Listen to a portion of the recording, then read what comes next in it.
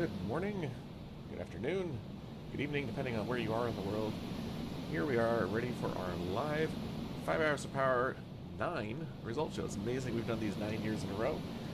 Thank you to everybody who participated and who is joining us for our live broadcast. It's This year was quite the challenging year, as it turned out, for a number of different reasons. We'll talk about that. First of all, let's meet our esteemed panel of judges. I, of course, am the one that's the chief torturer every year, coming up with these scenarios and building everything and running the contest, and then dealing with the inevitable fallout on the forums as everybody's unhappy about the avoidable mistakes that were made along the way. With us, as almost as always, is Bill. Bill, welcome. Hello. So, Happy Bill, to be here again. it's great to have you once again. Bill has been very kind to donate his time to judge these coasters year after year. Only one year deciding to try and compete, and this year he had the revelation of, it's probably easier to carve out 5 hours on a Saturday than it is to carve out about 20 hours some other week to judge all this stuff. You are absolutely correct. So coming to next year's contest, I'm gonna enter. Uh, Probably, maybe. We'll find out. sure, you Maybe are. I'll even finish a ride this year. Oh, hey, quite a change. We always have a panel of three judges, just to make sure that no one judge's opinion can sway everything too much here and there. And this year, I actually had a little bit of trouble finding a third judge until one kind of interesting idea presented itself. So, mystery judge number three, please identify yourself. Hello everyone, this is the Codemaster here, and today I'm going to be judging some 5 hop roller coasters. Oh, excellent. So, welcome aboard. Glad to have you on board. I know you're a very long time senior member of the No Limits community. As we were mentioning, your tutorials got a lot of people started on the basics of how to use No Limits 2. And you have excelled in these competitions in past years. Be it your ability to quickly build something, scrap it entirely, and build something else that still does really well in the contest is just astonishing. Yeah, well, this year I don't know, it's exciting me on this side of the fence. I've actually thought about wanting to judge for a few years now, and I don't know, I'm excited. It was a lot of fun to see everyone's entries. It's Yeah, I don't definitely know, I'm at a loss of words. This is a dream come true in a way. Well, this is an odd thing to dream about, but we're happy to have you here to join and bring your expertise in here. And especially um, this year's challenge, as we are going to take a look at, was one of the hardest ones out there, given the terrain map. To quickly cover the rules, the idea behind this year was that you needed to build and stay inside of the red area. Nothing could go past the red area. That yellow border, when viewed from the left viewpoint in the editor, was your height map, which follows the tree line. So much like Alton Towers, do not build above the tree line because nobody wants to see it. You had to stay below that yellow height limit when viewed in the editor on the left view. And then, other than that, the only other rule was really just don't touch the water. Excuse me, I'm a little raspy this morning. And that turned out to be one of the biggest troublemakers when we were looking at all the coasters. Right now, we are currently taking a look at the coaster Dreamcatcher by Seraphim. Uh, when I was going through and doing the initial screening, we found that half the coasters pretty much hit the water. There were two that hit boundary violations that were very easy to spot, but what we ran into a lot of, it wasn't just hitting the water. The water hits were there. They're subtle. They're sometimes hard to spot, but there it is. You can see that footer is right there in the water. And while a lot of people are like, well, it's just barely, barely there, the rules are very simple. It said don't hit the water, and that's kind of an unforced error because there's no reason that footer needed to be that close to the edge of the water. It could have been one more foot further up the shore, and the problem would have been avoided. And that kind of goes to the heart of what is 5 Hours of Power about. It's a tricky map. It's a tight timeline, and that tight timeline exploits people who weren't able to manage their time well, and makes mistakes, and it forces mistakes like that. But unfortunately, half the contenders made mistakes. So this year we changed the judging. So rather than giving a disqualification along with a full write-up of the coaster, we just decided on a point penalty system. That is it fair? Is it not fair? Is it too harsh? Is it not harsh enough? That will be debated forever in the comments, which I'm going to just walk away from because it's going to quickly turn on fire. But that's the name of the game, and really, if there's one message through, it's that we don't like doing that and taking people's work and disqualifying it and throwing it out for something seemingly so minor. But that's the challenge of 5 Hours of Power. It's to leave yourself enough time to avoid making mistakes, and did not push it so close to the edge that something like that happens. Now, this was a minor one. There's even tinier infractions than this that are harder to spot. And then there's some really obvious ones where we had a footer plain in the middle of the water. It was easy to spot, or clearly went over the red line. So the penalties were handled in three ways. We had they were either determined to be a minor penalty, which is if you had one small hit like that one that I just showed you. We had moderate penalties, which is if you had more than one footer touching the water. We had a major penalty, would be if you had an entire footer clearly and obviously in the water. And then also it would be a major penalty if you went over one of the boundary lines. So with that, minor penalties took 5 points off your overall score, 10 points off for a moderate penalty, 15 for a major with a full footer in the water, which, by the way, those coasters had more than just one footer in the water. And then the two that went over the line assessed a 20-point penalty for your final score. So it is what it is. At least everybody can see what they're rating and figure out what it would have been had they not done something right there on the edge. So before we get into looking at our top 5 plus an honorable mention that is really painful to show because we really loved it the best out of all of them. What are your guys' thoughts on 5 Hours of Power and the judging this year? Yeah, I guess I'll jump in. I would echo sort of the pain of having to having to do something, to in some way penalize the rule infractions, but it's like, it's it might seem minor and maybe there's a better solution, but at least this year we didn't have to disqualify rides. I am a bit heartbroken that some of the rides that would have made the top 5 are no longer in the top 5 because of the nature of their infractions. But if there's a takeaway, it's like there's no reason to cut it that close. You got 5 hours, which is not a lot of time. I did this once and I didn't finish the ride. I get it, but you got to make sure that the things that are clear rule violations are on your list to check before you hit submit.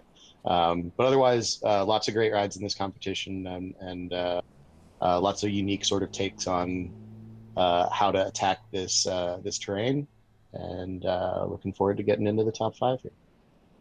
5 plus 1, I guess. Yep. I'll just add a little tidbit onto that, because I feel like you guys summarized it pretty well. But if there's one thing that I've learned from looking at these entries, I'm going to bring back an old No Limits. I think even No Limits 1 era thing. Use round footers. Just use round footers. If you put some, like, a lot of these footers were in the water because they were square, and so if you use round footers, then you're automatically cutting down on how much of the footer could have potential to go in the water. So if you're in a pinch, just change all your footers to a round, and who knows, maybe that will be enough to save it. But yeah, I do feel a bit of heartache about some of the entries that got disqualified because they were really good. But I'm glad at least that we get they still get a dog in the fight with that penalty. Although I feel like maybe either way it doesn't really matter now. Yeah. Well, there's certainly, we had the entries that were clear that got no penalties. They're all clearly marked. But that being said, it's not that all the clear entries made it up at the top of the list. There were 3 entries that, even with their penalties, still scored over one that did not have an infraction. So, but the bottom line is, yeah, if you're a little more careful about how you place things originally designing your track, then you wouldn't get into a lot of trouble, like not going so close to the edge of the water, or just checking like, oh, that's really close, let me just give myself some buffer space. Or like this particular element here, although it's not supported, you can tell it's pretty close to that red line already, and that would have been during track construction. So that's the kind of thing you think maybe move it over just a little bit, and not cut it quite so close, and then you set yourself up for a little more success. But that being said, I should say as well. Sorry, not to. I should say as well, I really liked this ride. It was, obviously between support infractions and, this isn't the honorable mention, but a little shout out to this one because in terms of layout and pacing and construction and everything except the, lift hill that's held up by thoughts and prayers, and a couple other elements that are kind of the same fate.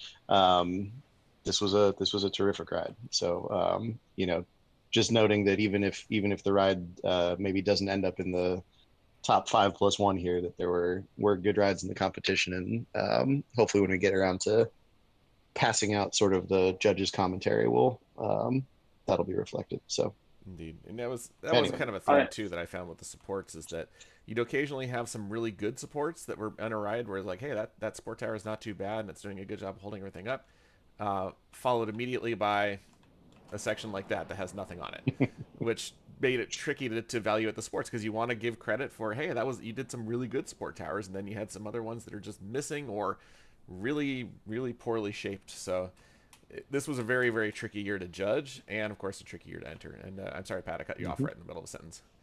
Nah, no, you're good. It's all right. You basically said what I was gonna say. So All right, and with that, we're going to go ahead and bring up the honorable mention. I will take the lead on talking about this one. This one was a tough one to talk about because if it weren't for the penalties, it would have won the competition. And that honor is Yep. going to Tailspin by Brent Yin. We all agreed that this was likely the best coaster that was submitted in the overall contest. It is a really great, fast, peppy, intimate launch coaster. Yeah, let's go ahead and hop on board for our ride. I'm not sure exactly what launches it up this hill because there's nothing shown, but in any event, it's a great ride, filled with tons of airtime, very very smooth. Pretty much these days everything's smooth because most of you are using FVD since we've changed the rules to say, yeah, go ahead. Um, but that being said, it's got a great pacing, great start. We got this tunnel launch, which goes then uphill, kind of volcano out into a big top hat with a nice pause over the top. And from here, really just rocketing around at high speed through some inversions and hills. We liked this quite a lot for just about every category. We were showing the first coaster, Dreamcatcher, by the way, because it tied for the top score in the average for the creativity and originality field, which was we had a bit of a change on that one, but I'll come back to that in a second. This is Tailspin. Among the reasons we wanted to highlight this, we felt it was the best coaster in the contest if it weren't for the penalties. It also had the highest realism score in the competition, the highest fun score in the competition, and it got tied for the highest supports score in the competition. So this was really an outstanding entry that unfortunately was marred by having a few footers in the water. There were a total of 3 footers that touched the water. Um, Operationally sound, works pretty well. If I remember correctly, we weren't able to get it to recover from an e-stop, but and really there wasn't a lot of time spent at that unload position. You know, the restraints open and the train's already moving forward. But it does move really well. It was a lot of fun. Didn't explore a ton of the map, which is what we found. Some people really went wild going around the map. Others kind of stuck to one area and didn't cross over that much. But the area that is explored, it's using the train very nicely. We have a lot of supports over the water, which look really good and are pretty well constructed for what they need to do. But anytime we ventured near the water, that's where we get into trouble. As we can see, there's 1, there's 2, and we gotta find number 3. There's I 3. think there's another one.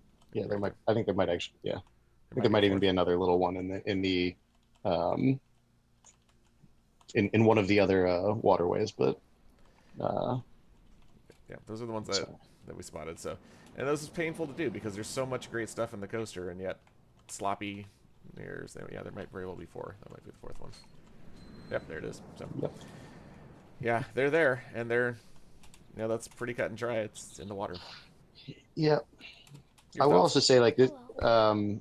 Sorry, yeah, I'm happy to jump in. But there are. I remember loading this up and looking at it and seeing what I thought looked like some kind of slower, slightly wonky sections, and I was like, all right, what are we getting into? And then sat down on the ride, rode it, and went, no, those work great. I'm wrong. Those are like that little the section in particular right around the station that tends to have some of those higher, slower speed moments. I think actually works out as a um, an interesting like a pacing break, but one that's still kind of interesting. So it breaks up sort of the frantic pace and you know more at the limit sort of G's of some of the other moments of the ride, with something that is a bit of a breather, but that still kind of keeps you on your toes and keeps things interesting from a rider perspective. And yeah, I was uh, again, this is the sort of ride that if it had taken me 10 hours to build, I would have been thrilled about it. So that this got done in 5 is pretty impressive, and hopefully we'll see the creator back in the contest next year, because I'd like to see what else they can make. Indeed. For me, the thing that really drew me to this entry was I call this is a word I used a lot in my judging. It was the intentionality behind it.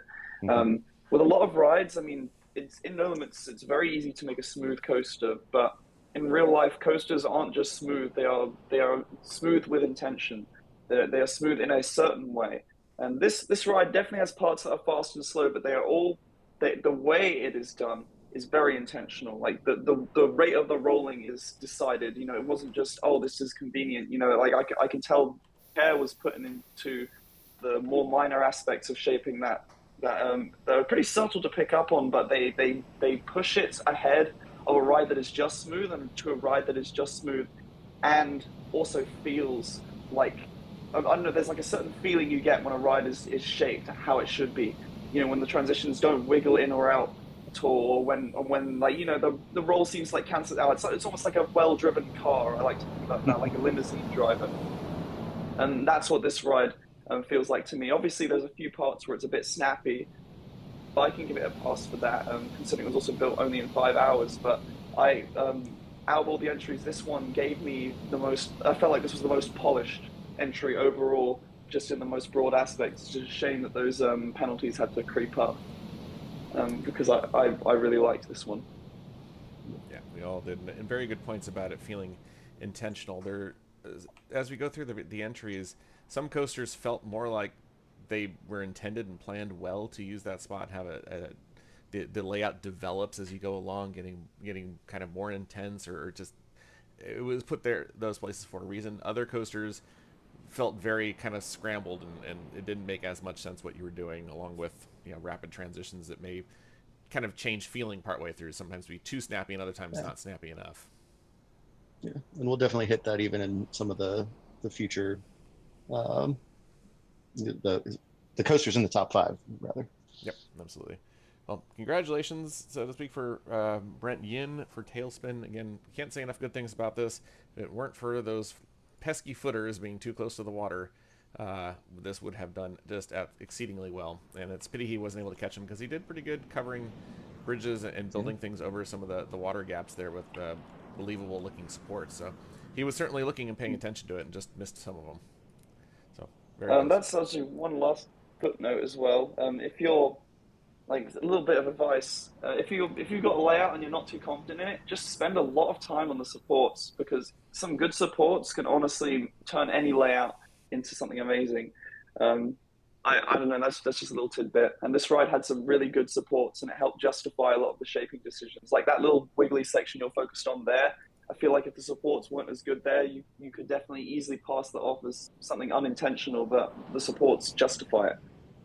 Yep, only make sense, and holds everything up with the proper looking angles for the to brace laterally for those turns, and thickness of the tube changes appropriately depending on what appears the load to be. So, yeah, a lot of care was put into that to make it look very well thought through and well done. So, all right, we shall move here to our officially ranked 5th place entry. We're going to look at Sunbeam from Zenki Tonk, I believe is the name here that was submitted. Hopefully I got that intention correct. But Sunbeam, 5th place. Take it away. Sunbeam, yeah, I picked this one to talk about. I'm a big fan of Gerstlauer. If you know me, then you know that. So a big old Gerstlauer, definitely gonna have a soft spot in my heart. Um, I like this one just because it felt a little bit more ambitious than some of the others. Like it crams quite a lot into its layout, and it also it did a few like elements, like a few different kinds of elements. I feel like a lot of the other entries tended to fall into a trap where they would, and I've fallen into this trap before as well, where you design a layout with mostly rolls and hills and esque turns. And while you can make a great layout like that, I feel like a truly varied layout comes from having lots of different elements and kind of having that pacing. Now, the choice of a 45-degree lift is a little questionable, I'd say, for this kind of style, but I mean, it's not exactly out of the realm of possibility. And I mean, it works, but the ride picks up a lot more after that. And I think overall, this is one of the better paced entries, if my memory serves me well. Is there anything you guys want to add on to that? Sure. The one of the sort of highlights for me was this sort of opening section that it kind of does use the terrain and explores the map a little bit, and then we'll see here it kind of whips back around and then gets into sort of the it's like at once the extended finale and like the meat of the ride is this kind of more like big spaghetti bowl type section, in and around the terrain by the station.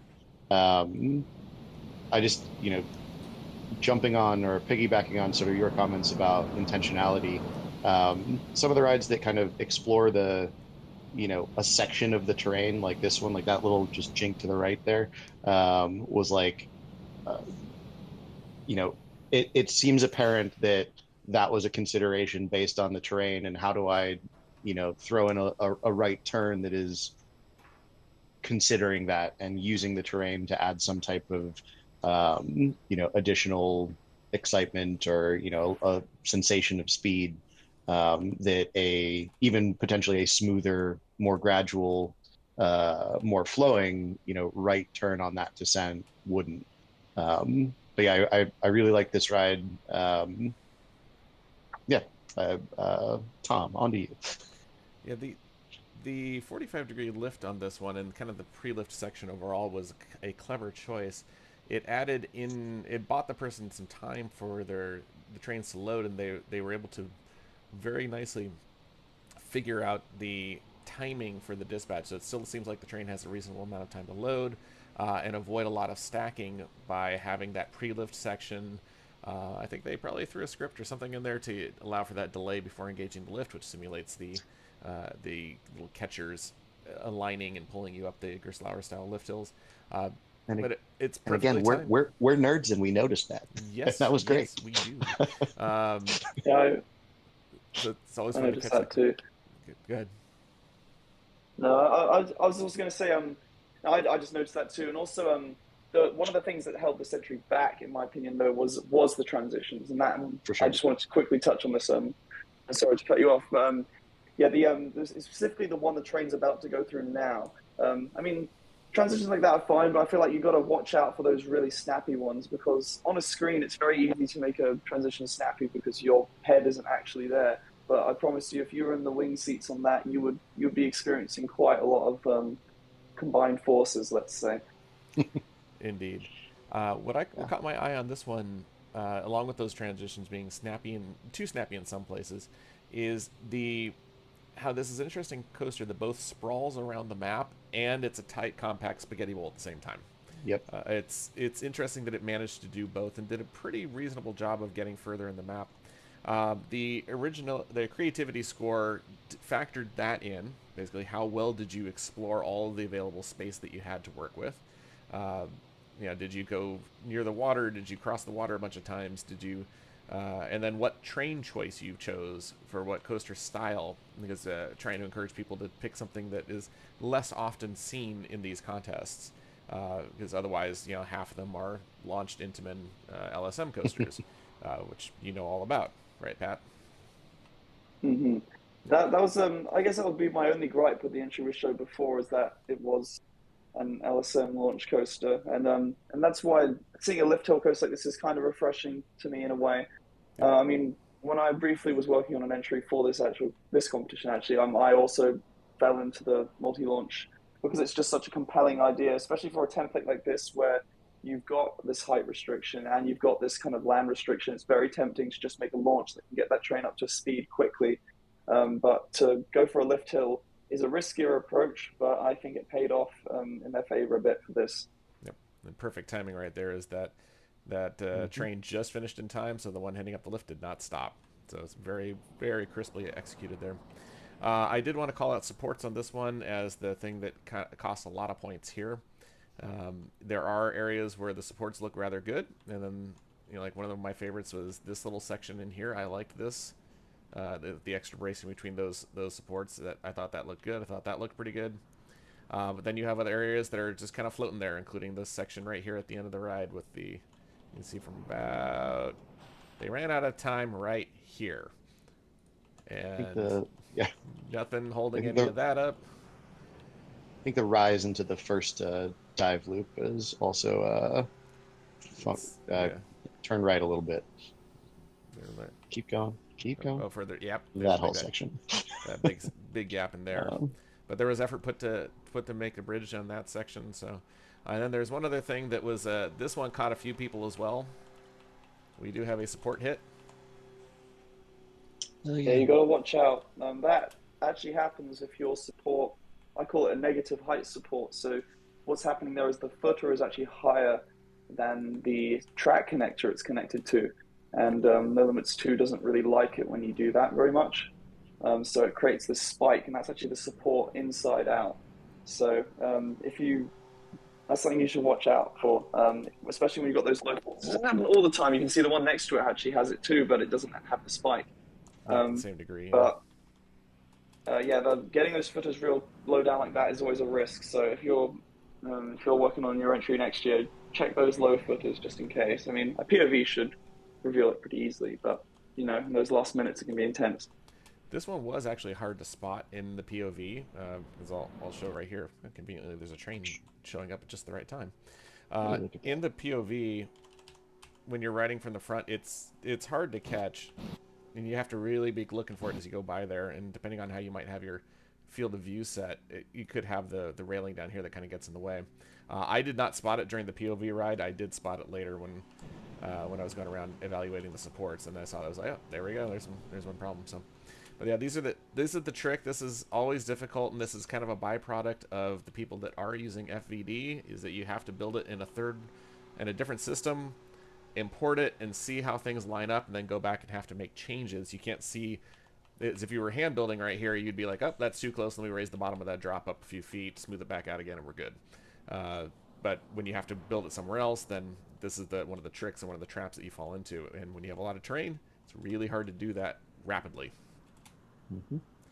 But overall, really good. One other thing to keep in mind too is that when you are going to use this drop out of the station, there's another long section that's unsupported.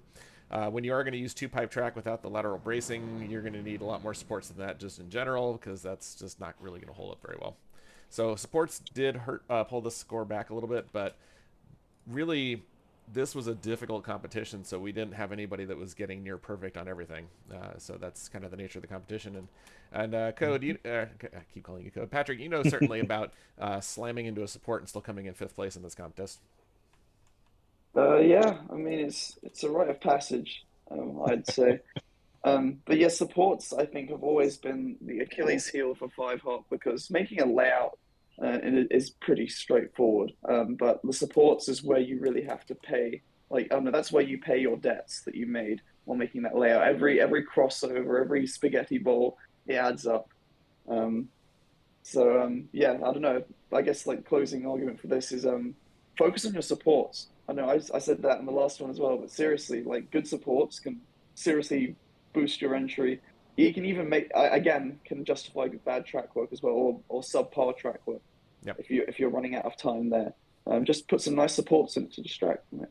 And that's good advice for every year in 5 hours of power, is leave yourself a lot of time for supports. You should spend at most 2 hours on your track layout and give yourself a good 2.5 hours for supporting it, and a little bit of time to test to make sure it all worked out. Because without that, the people that are trying to get that perfect layout and keep tweaking and adding another helix somewhere, and they haven't started supporting till about hour 3.5, then you're really setting yourselves up for some pain. You're gonna have a bad time. Exactly. All right, so that is Sunbeam. We're gonna go on from here and go to our fourth place. Boy, coffee is just not kicked in yet. It's a very late night for me last night getting all this set up, and an early morning to get going live. I will do my best. All right, 4th place is Sleipnir. I think that's correct to pronounce that, by Rick Merkenstein. Yeah, and I'll jump in and start talking about this, but Was this the only B&M floorless in the competition? Only being in I Florida in feel the like competition. Yep. I feel like I'm remembering being, an alternate reality where I was an English teacher and just like thrilled to see someone arguing a different point. So definitely, some points for attempting a floorless on this one, and doing, I thought, a pretty good job.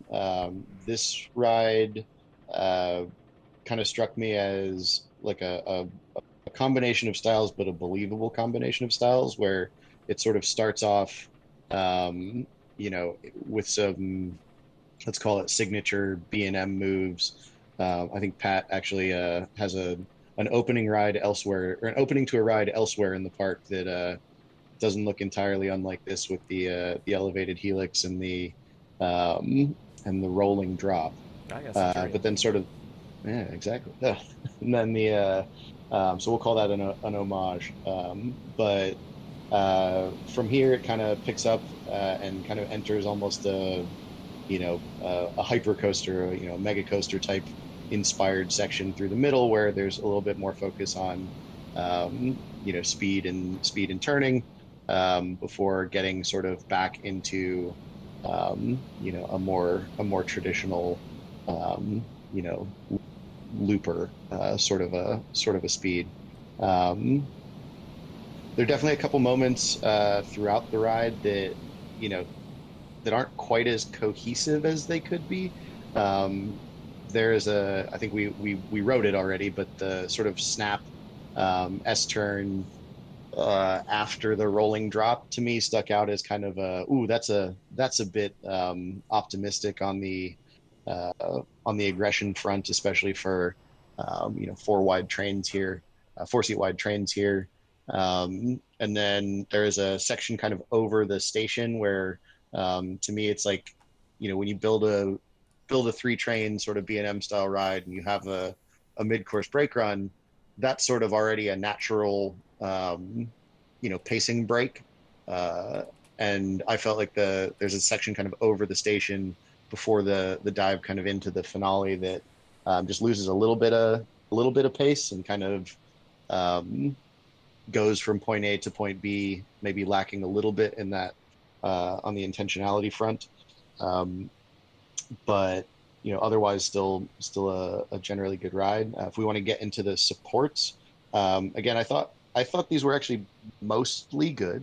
There are definitely a couple sections, sort of towards the bottom of what we'll call the extended first drop, where, um, no, no, keep going. After the bottom of the S curve here, that I think, to me, maybe cross from cantilevered into a bit optimistic, and then if you kind of keep strafing to the right, in the valley, there you go. Some of those also, I'm like, I'd like a little more Great Bear inspiration um, with actually cantilevering them, as opposed to just kind of hanging them out to the side. I feel like there's a difference there. So, generally good. Definitely a couple optimistic spots, but hey, they are following Pat's rule here of just make the footers round. If you're when in doubt, make them round. That one's close, it's round. Yep. Problem solved. So anyway, yeah. Any other thoughts from you guys? I've got a few words I can say. I think that it's refreshing to see another B&M. I mean, I won this competition with a B&M, so of course I'm gonna be a little biased towards that. But the thing about B&Ms is that B&Ms are kind of known for having a certain kind of style to them, and this ride actually kind of embodies what I was talking about earlier with the kind of turn roll turn kind of layout, which is fine. But the thing is that when I feel like B&Ms are well known for having like big loops, and like the Cobra roll, and like the interlocking corkscrews and stuff like that. This ride, I feel like it's a B&M, but it's not a B&M. It's a ride that is styled as a B&M, but the actual track work feels like I don't know. It's just it's a roller coaster. It doesn't go straight into that B&M category for me. I would like to have seen a few more kind of bigger elements. Some maybe like a loop or just something a little to break up the rolling stuff. But you know, I get it. The template kind of warrants some of these kind of smaller elements, you know, and it encourages the rolling because you have so little flat space to build on. But I don't know. That was the main kind of point Jack to me. But I did really like the supports on this. I think the supports were. This is a perfect example of how some good supports can really kind of shift an entry. I mean, this entry scored a lot higher than it would have if it didn't have these nice supports, in my opinion. Mm-hmm. Yep, And, I and I'll totally let agree. you continue, Tom. Yeah, I completely agree with all the points made so far. The supporting did impress me. There are some areas where it's being a little hopeful and optimistic it would work. Like this particular V-shaped support, given how high the track is at that time and the weight of the supports themselves, that's probably a little bit too thin. But there is a lot of thought put into the creation of that support to make it work, which is certainly appreciated. Calling out some of the supports down here, like there was a lot of thought put into how this is going to work, and I think if they just went with really thick tubes instead of these small tubes, it would have worked. It would have been able to do the job. This one here, again, maybe a really thick pipe all the way across, and it would have made it work as well. But a lot of work went into that, and the work generally paid off very well, and it works. It works as a B&M. I kind of call this as a combination of Great Bear for that opening and kind of some of the newer B&M hypers and gigas are kind of flowing in this particular way. So I kind of see it as a bit of a newer style B&M. I agree that having one of their signature giant inversions somewhere in here would have felt B&M, but I try not to hold people to exactly what the style is they've chosen has dictated they should do, because I'd like to have people explore other kind of interesting things and it's determine what they come up with that. So a lot of good work that is very very much appreciated through this. I'm just checking some of my other notes, see what else I wanted to pull out. It generally scored high across, for at least for me, across each of the categories. Sports are a little bit sparse was my main complaint, but I still scored them pretty well. We did go over the water in quite a few areas. We explored a fair chunk of the map, only leaving some of it out, but a good, solid entry all around that I was very happy with and fairly impressed. And I think a few more tweaks to the layout and fixing some of those supports, and it could have placed a few ranks higher. All right. So that takes care of our third, actually that was our fourth place entry. Now we're going to go to our third place scoring entry. Let me bring that up. And that goes to Terrain Beast by Casper Coaster Creator.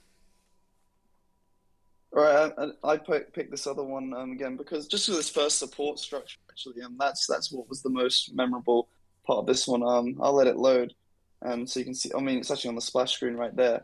But I don't know, this is one of those rides where right off the bat I was like, oh yeah, we got some like this is gonna have some pretty kick-ass supports on it. And I think this ride suffered a little bit from five hop syndrome, where towards the end, they realised that they can't really keep up those fancy supports because, I mean, as you can see here, they start to thin out a bit, you know, and then this one felt like unusually thick. So, like, I don't know, I feel like the creator of this one had some good intention behind it, but possibly ran out of time, which is fair because I think that it's very. And I ran out of time for the same reason. And when I was trying to make an entry for this, is that there's the gaps of the water kind of take you by surprise. I will say this ride is also a lot shorter than some of the other entries, but I think with the supports that were going in, I think that was served pretty well. Especially, I don't know, I just really like that first one. Like I remember seeing that first one, I was like, yeah, I like that one. But overall, the pacing was pretty good. You know, it doesn't seem to let up. There's a part where it gets a little slow on the dive loop, but other than that, I think this ride was pretty good. And I'll let you guys elaborate. Yeah, I like that lift or that launch tower too. It's beyond vertical, which was a nice touch, and just the overall, I don't know, it looks great. The support tower is great for it. It was just a lot of fun overall. I agree. Also, too short, and the ride is over, and all of the trains stack, which is always going to be an issue for me for timing of the trains. And given the amount of speed that you come rushing into the final breaks here, there was certainly a momentum to do a few more things before screaming onto the final breaks, which would have given a little bit more of kind of rounding it out. And plus, as you pointed out, you're right, the sports Supports did fall short a little bit here because there are some areas where it's a little under supported and they clearly are running out of time. But some decent efforts made to cross the water. You can see with some interesting structures. Some people, just kind of looking at the contest overall, some people seem to really try and avoid the water at all costs unless they were forced to go over it, and others just embraced the water and went for it. And came up with some interesting supporting concepts over the water, which of course goes back to your thought of give yourself plenty of time for the supports, because especially in a contest like this, pretty much every 5 hours of power, there's been some wrinkle to it that's going to require you to make some custom supports. So you got to give yourself enough time to be able to do that and make sure that you haven't built yourself into a corner with the track, making the supports near impossible, and you have enough time to go through and evaluate the supports to make sure that you have everything that you need. And I get, if I could jump in, one of sort of my takeaways from this ride is it is short. From a time perspective, it is a little short, but to me that's not necessarily a problem, and that can be a good way to approach the 5 hours of power type contest, because obviously then there is less to support, or your supporting gets a little theoretically easier, certainly quicker. But I think the thing for me is that there are examples of Intamins out in the world that are short rides that are terrific. Stormrunner is a great example of that, where it's very brief, but that whole ride is basically at 9 or 10 tenths on the intensity and sort of rapid fire pacing of elements. And for this ride, I felt like it could have used a little more of that, like a little more kick-ass to end the ride, a little more oomph. Whereas after the dive loop, it kind of checks that this is smooth box, but this could be doing a little more aggressively, a little more, quicker on the pacing front, as opposed to, getting to the next land mass so we can make a right turn. But again, these are, I say this in a couple of my notes for the contest, but when I start to get into sort of stylistic or artistic nitpickings about a ride, that is broadly a sign that the ride is good.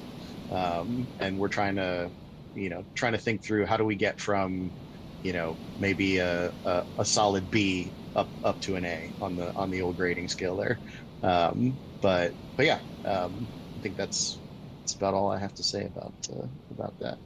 I was reminded of Stormrunner as well with this layout, and I felt that if they had the double station that Stormrunner uses, that could have solved the stacking issue that happens with a really short launched layout. Some people got caught with making somewhat short layouts that start with the launch, so there's not a lot of time spent on the lift hill, and all three trains end up sitting here parked like this. And the way this is configured right now should really be a 2-train operation. The rules called for 3. So a double station side by side would have solved it perfectly. But that said, it is a lot of fun. We did enjoy the ride quite a bit. A lot of things to like on this ride. I agree with your point that after you get through this first section, which seems the most inspired, we are kind of doing our bunny hops in here. But I did like the JoJo roll, or not the JoJo roll, but the Lagoon roll thrown in over here, which is kind of a neat touch. And then we fall into the usual. Actually, I think this one did not fall for your favorite element in 5-ops with the lazy S curves or wave curves. Indeed. So, and I was gonna say that kind of rolling right turn. Isn't that an RMC special from the Untamed, the one in Holland? Oh yeah. But hey, it still works. I would have liked to see it kind of pace through that with a little more speed, but nothing particularly. I don't think there's anything wrong about reimagining existing elements, and even from other manufacturers. The pros do that, might as well. So anyway, sorry, continue. Yep, that was pretty much what we wanted to cover there. Still a good effort, and we enjoyed it quite a bit. And moving on. The interesting thing with the top 5, they're separated by about 3 points on the scale, and 6, 7, 8, and 9 are there's a couple more points. So that while this was a very challenging one, the scores were all very clustered together for the really at the top. Go all the way down to 10, really. So it was a tough one. It was we had to really split hairs to identify who was going to come into which of these spots. So next up, second place goes to Elegance by Timo Ko.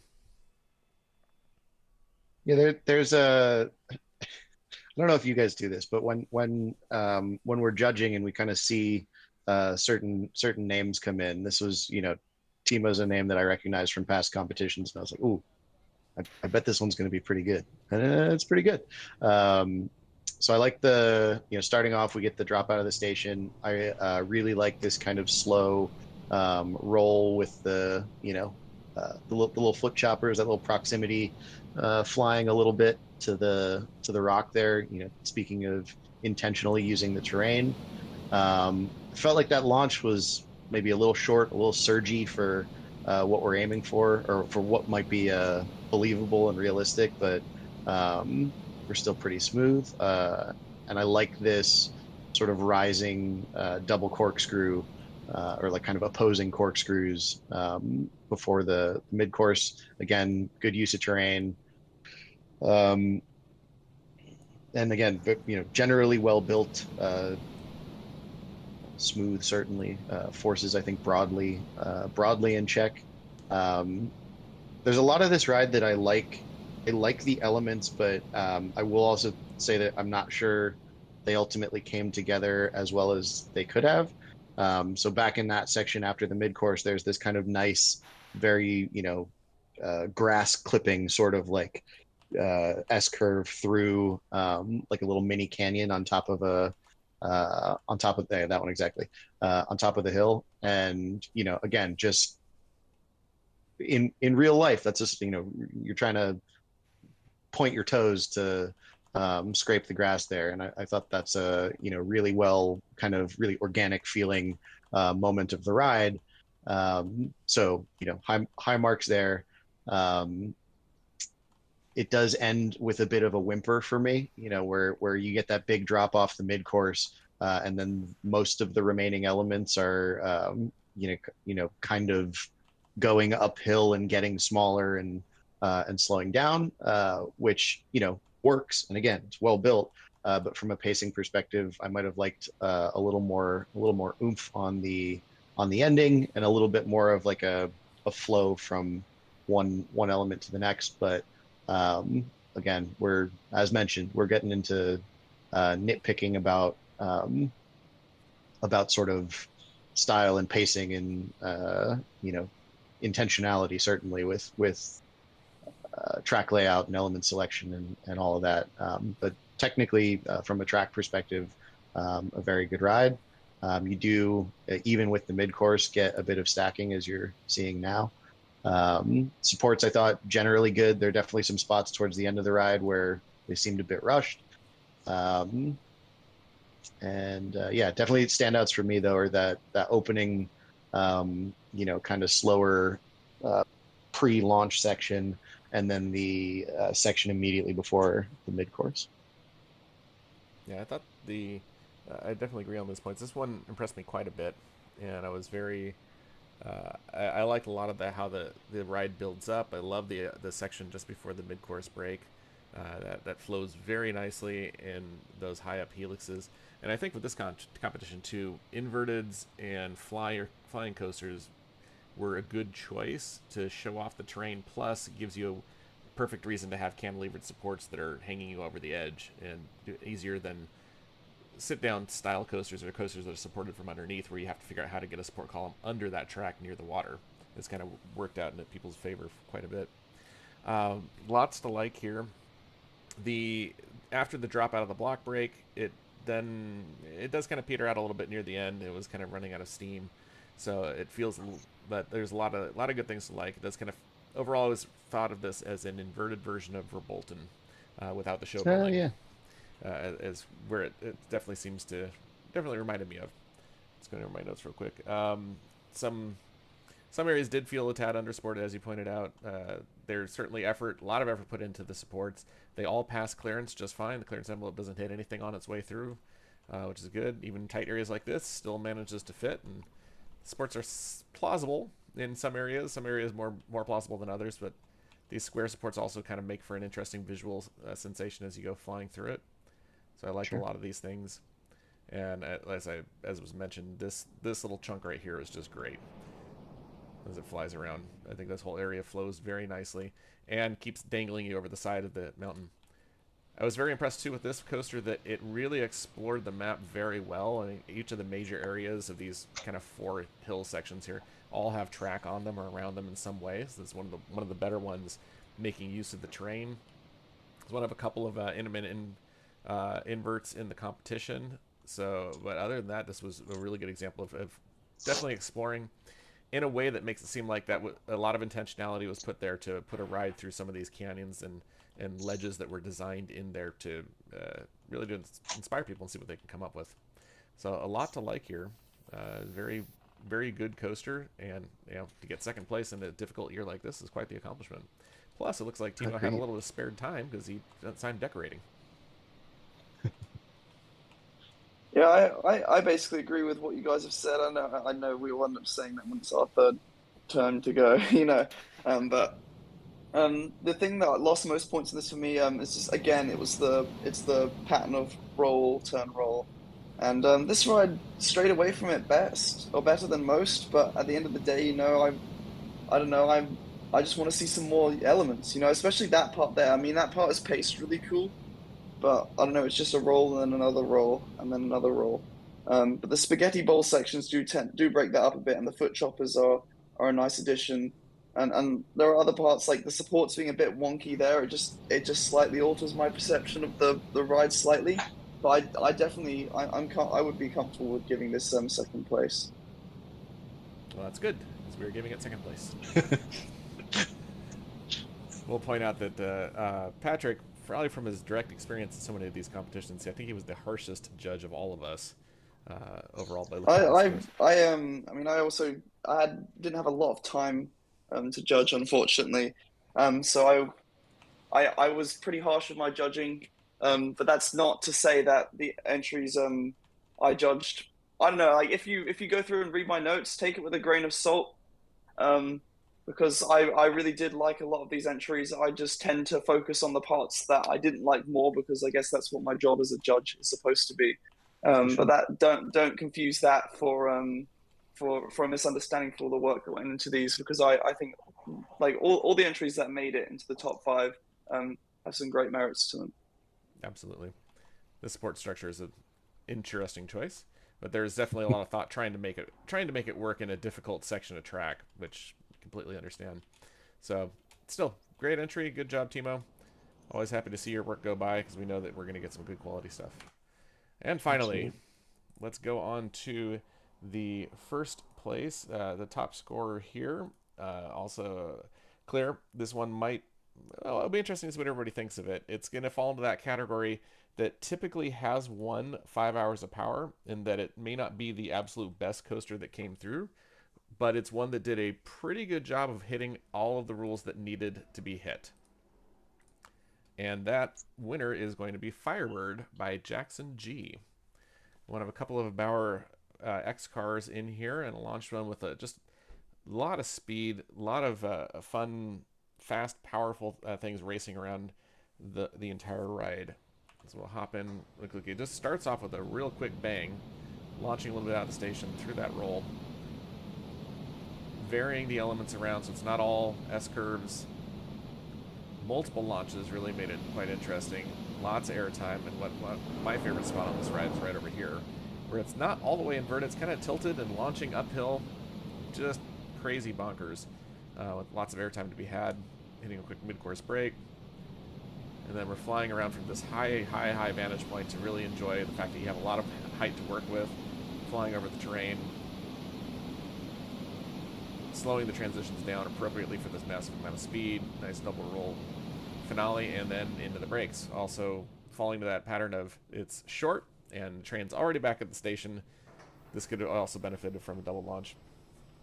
Could have gone on a little bit longer, but the upside down launch was particularly unique. I like that quite a bit. The rolls got a bit whippy in some areas. The forces got a bit strong, but still can't quite reset an e-stop. Sounds like I'm pointing out a lot of flaws with this ride. It still did a lot of things really well though, and the supports were generally pretty well put together. They're a bit thin in some of the high areas. Still, it managed to pull it out and get to the end. It was taking advantage of these little notches I carved into the support, into the cliffside for people to do that. Didn't hit water, kept things clean and clear.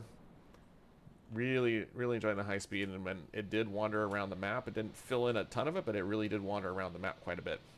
Which, given the way that the rules for this contest were shaped, those are all good things, and we were happy to see it.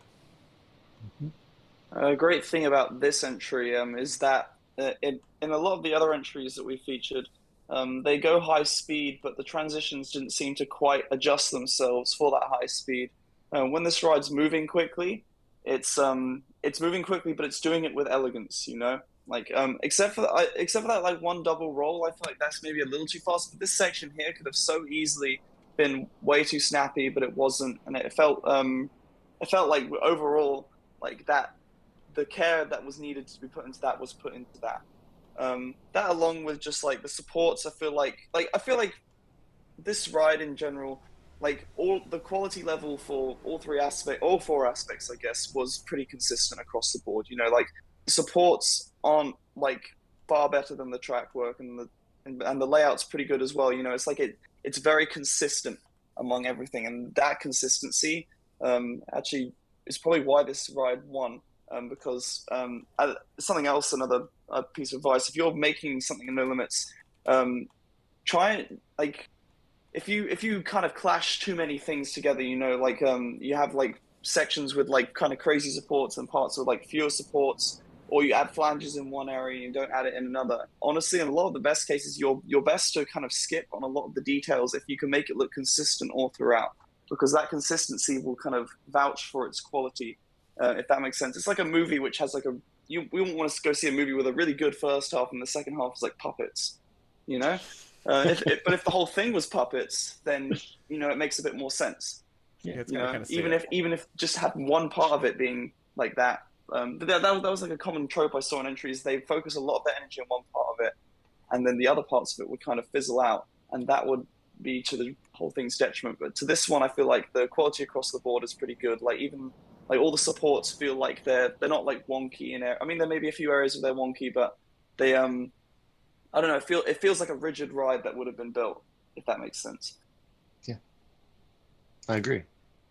Yeah, not a ton to add because you guys hit it, but I liked, you know, this is sort of carrying through a thought that I had a couple rides ago. But you know, if you're going to go for a ride that is short from a time duration perspective, you know, make it count. And this ride starts with some pretty extreme forces, maybe arguably a, you know, on the limit, let's say, but then, you know, really takes advantage of the terrain and the speed and does a lot of creative things with it. But then, you know, at speed, you're able to, it's built in such a way that you are able to, I think, enjoy and sense sort of the height that you have, and spending time at speed doing things that are graceful, whereas at slower speeds, it's doing things that are a little more aggressive. I think that really works sort of conceptually and stylistically for me. Same general comments on you know, sort of the roll at the end. I think on one hand, that's a great punctuation mark kind of on the ride. On the other hand, you know, if we could take maybe 10%, 15% off that roll rate, I think that's maybe a little more believable for me. But you know, all in all, you know, a terrific ride, and again, very Pat kind of nailed it. Where we're talking about, you know, is for me, anyways. It's like, is any of this ride 10 out of 10? Maybe not in any one individual category, but you know, solid 8.5, 9 type ride. Maybe that's I don't know, my own scoring, let's say. But you know, but that consistency I think matters, and it really shows sort of in the result, and then where the resulting ride, and also where it kind of placed in the competition. It was great. One thing that impressed me with the way this ride develops is it doesn't reveal just how big and fast of a ride it's going to be right off the bat. Sure. When I load these coasters up for the first time, I always go straight to ride it for the first time without looking at the layout, just to let it surprise me. It starts by kind of staying low to the ground, feeling like it's going to be a terrain coaster, and then we get our first launch, even after the first initial launch, down through the tunnel. Then we go uphill with that crazy banked uphill launch as well, flying further up the hill, and you're still a little disoriented from all of that, and you get to the mid-course break, and you make that turn, and now it finally reveals, wow, we're way high up, and the second half focuses on all of that speed and just flying through the layout, completely catching you off guard. You don't realize exactly what's happening until you get there. It's a great reveal moment that impressed me throughout the way that this ride came together. Okay, cool. So therein is our winner. Firebird will be added to 5 Hours of Power Park as a permanent entry here. I'll strip out the fences, get everything uploaded. We'll share the score sheet a little bit later today. Congratulations to Jackson G for this wonderful ride, and again, doing a pretty good job of all of the elements needed to do well in 5 Hours of Power. Thank you everybody for participating year after year. I know these challenges are tricky. I know we've had some disagreements on how things are going forward. The best advice, and we have a master builder here that has done very well in many of these competitions, is to give yourself plenty of time for the supports, more than you think you need, and being consistent. It was a great point to bring out. Consistent with what your style or your approach is, it makes it show that you had a specific idea in mind. We can tell when we're evaluating the coaster exactly what point you ran out of time, because the supports start getting thin and the track just kind of rushes back to the station as opposed to being deliberate and well thought out. So 5 Hours of Power is about managing your time well, being quick and decisive about what your approach is going to be, what your layout's going to be, and not spending forever experimenting. And that shows the coasters that did a better job of coming up with an idea, going for it, building supports that are consistent through there so that when called for a custom support structure, each of those look exactly like the previous ones did and fit, and they didn't hit the water, and all those things all came together very well. So that is the key. It's moderation really is the key to 5 Hours of Power, and moving fast and lots of time for supporting. So thank you very much, everybody. I really appreciate that we're still doing this contest 9 years in. I've got the idea for year 10, which will be very different as well. We won't look anything like this, and it will have its own unique challenge in a way that you'll find a way that you can make it harder or easier for yourself, depending on the choices you make, which is pretty common for 5 Hours of Power. Thank you, Bill, for joining once again. Always enjoy being able to judge these with you. It'll be interesting to see your entry. Hopefully you'll get an entry in and finished. Fingers crossed. Yeah, for next year. And Pat, thank you for everything that you've done to help the community with all the resources you've supplied over the years. Participating in so many contests, and it was great to have you on board to offer your perspective as a judge after being a veteran of so many of these contests. I really appreciated you helping out. Happy to be here. And also for helping out, given the fact that you got barely any sleep last night, as did I. And you're still here. Yes, did. Contributing, so really appreciate it. Go take a nap, both of you. Yes. It's going to be more coffee, because now that I'm up and my son's up, he's going to want to play. So thank you again, everybody, for 5 Hours of Power. The community involvement in these competitions, the constructive feedback that we look to provide, and that we hope that everybody provides to each other for how to help everybody get better, celebrating the things that have gone well, highlighting and giving helpful suggestions about how to improve rather than just calling something garbage. That's the best part of what makes the community really good. We have so many knowledgeable people that have so many great skills. Being able to share that and welcome new people in and help them learn all the things that we've spent the last 9-10 years learning is really what makes a community great. And that's the kind of stuff that we hope to see more of. So thank you again, everybody. Have a great rest of the day. We will see you next year for 5 Hours of Power 10. Until then, be nice to each other online. Have a great day. We'll chat again soon. Cheers.